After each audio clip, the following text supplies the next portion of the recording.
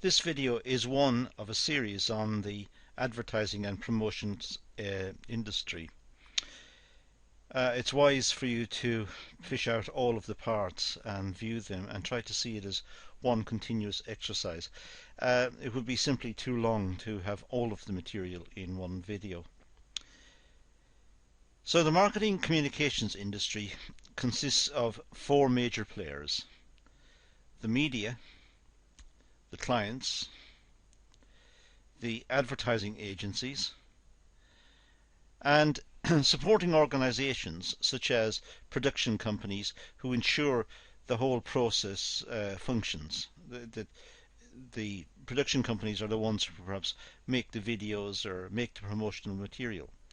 So we have four different aspects to the marketing communications industry: the media, the clients, the advertising agencies, and the production companies. These elements drive the marketing communications industry. This is what it is. These are the various components, and all of them collaborate to one extent or another. They all meet, and the industry runs between them. So it functions as an industry with these four particular components. So the media, well, they consist of commercial and broadcast companies. For example, radio, newspapers, magazine companies, perhaps television, could be some internet companies. So there are different media approaches, and these come together to form the media component in the marketing communications industry. So we can see it as being made up from different outlets, different marketing channels.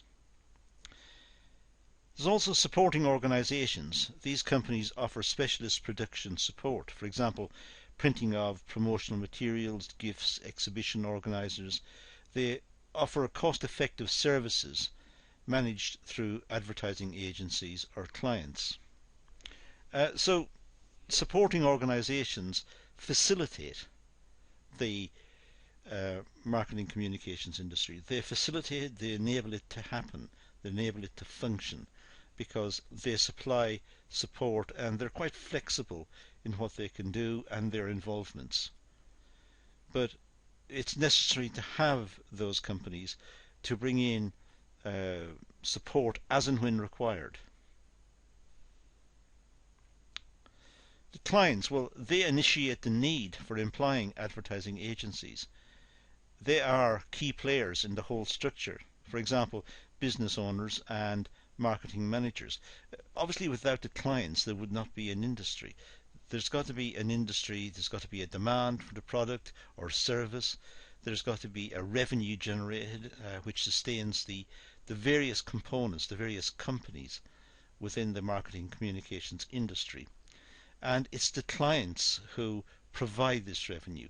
But of course the clients themselves are looking for something in return, perhaps more customers or more effective advertising or more effective marketing. The clients initiate the need for a campaign. It's the clients who recognize the need for a campaign and, in a sense, get the ball rolling. They're the ones who get the whole thing started by calling on agencies and looking for specialist help. They're responsible for selecting and briefing the agency. It's their responsibility, the client's responsibility, to pick the agency that suits them and make sure that the agency has a proper brief about the requirements that the clients expect. What does the client expect from them? They must articulate this. It must be clear to the agents. Discussing and agreeing promotional advertising plans. Clearly, the agents working to the brief will draw up ideas and plans and so on, but these should be run across by the clients also. The clients should approve the work. Otherwise, the clients may be buying something, buying a service that they are not completely happy with. So it's important that the clients are consulted right throughout the process.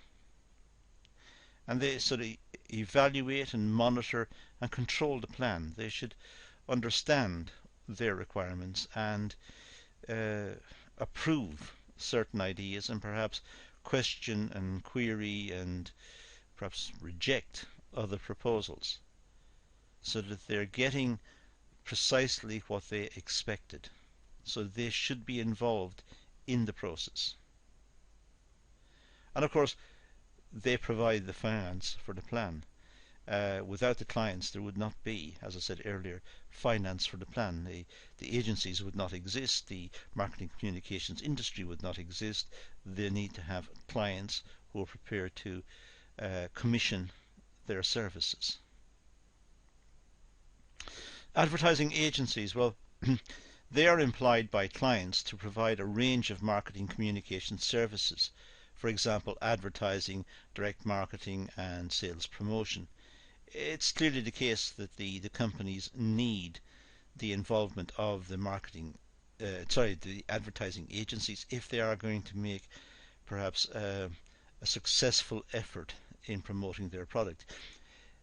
It's possible that they could do it themselves with their own marketing personnel, but it would be more efficient and perhaps more productive to have an agency on the outside who's got a good track record in offering successful campaigns and who know the market perhaps better than the in-house marketing personnel.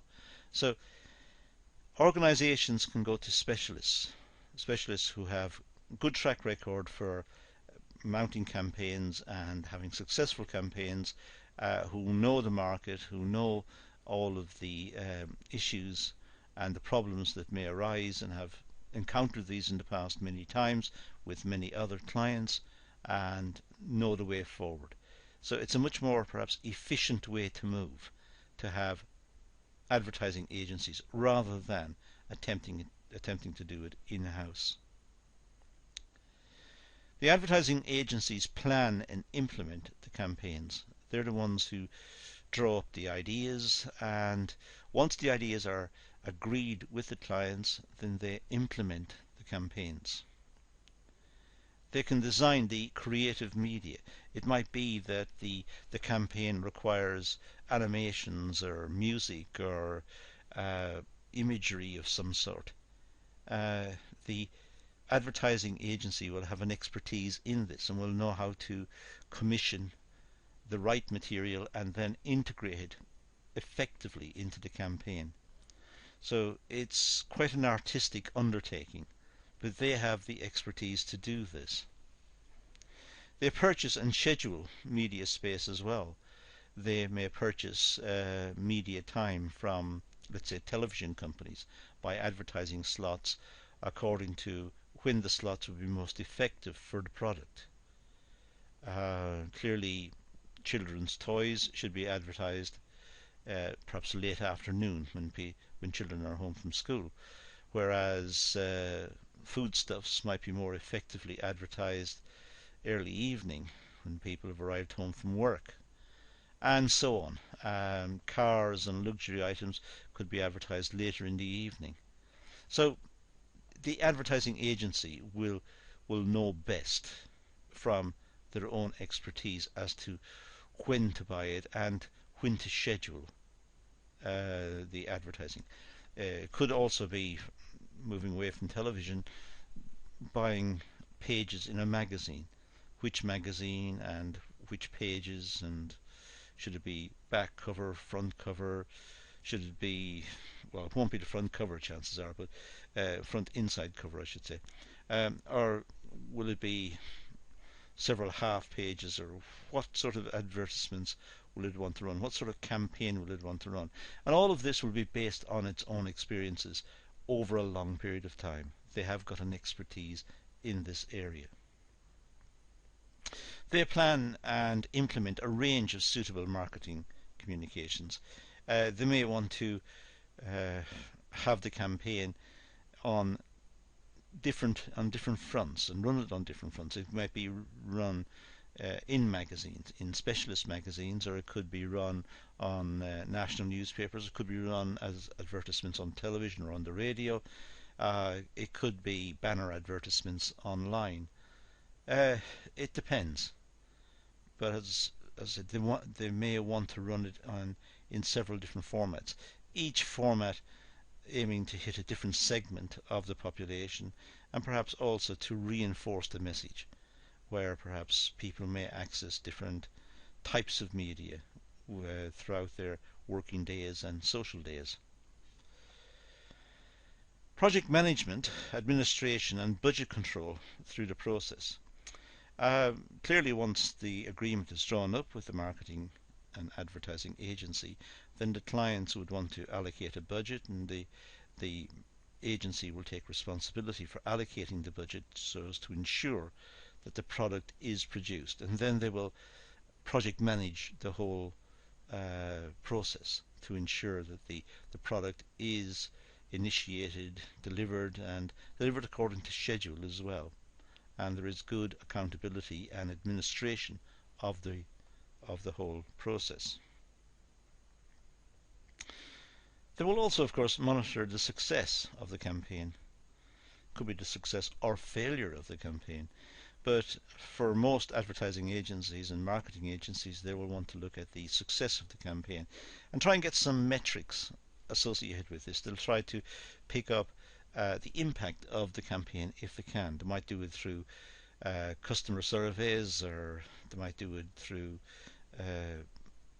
online surveys, or some sort of appropriate survey, depending on the product, depending on how well or not they have succeeded. If they've perhaps succeeded overwhelmingly beyond their wildest expectations, they may decide not to find out what the customers liked, because clearly the customers liked it, and they liked it a lot. The marketing communications industry is very complex, with growing agencies offering specialist expertise in advertising and promotion. There's growing numbers, I should say, of agencies.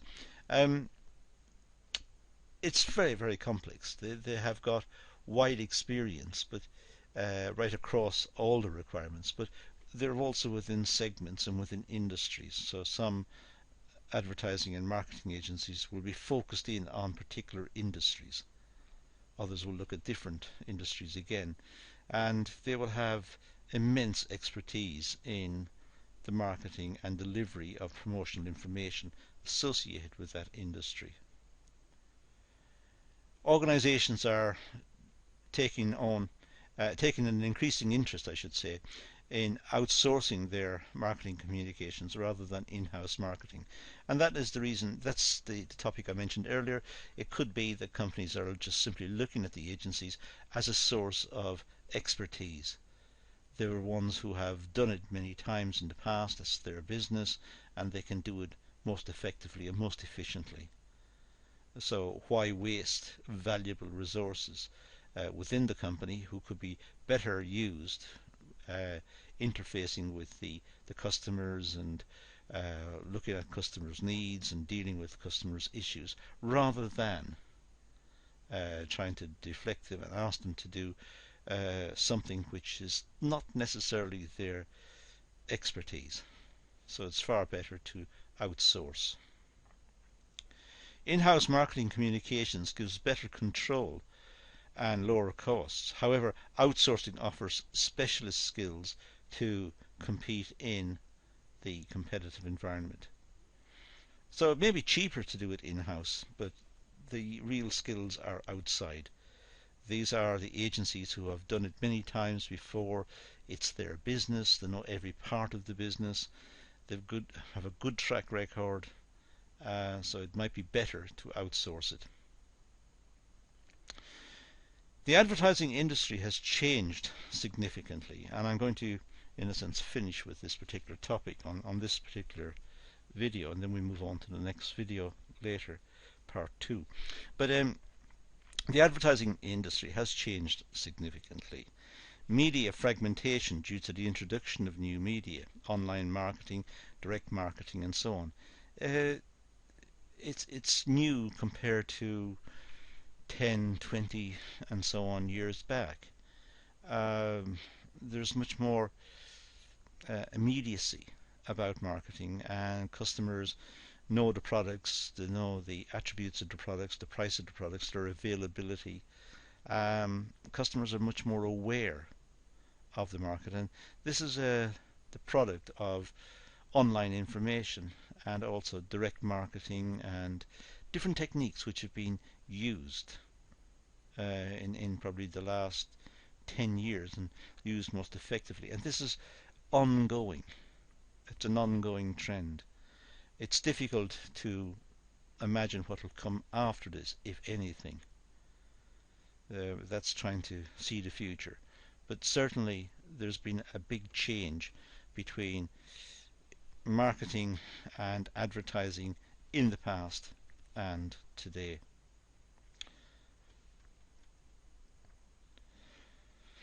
Advertisements are presented in a range of media, on the internet, on television, uh, online banners, on the radio. There's much more uh, use of advertising, and many companies just try to uh, raise raise their income from secondary advertising. YouTube, for example, has made quite a lot of money out of just simply advertising for companies, placing small advertisements on videos that have been posted by um, individuals onto YouTube. By making a charge to the companies for a 5-second or a 10-second slot, they have built a very successful business. So advertisements are presented in a range of on a range of platforms. There are also new innovative retail channels and shopping channels and catalogue TV channels. This is a departure as well from the past. The advent of streaming television, in addition to uh, satellite television, has meant the provision of specialist channels dedicated entirely to selling.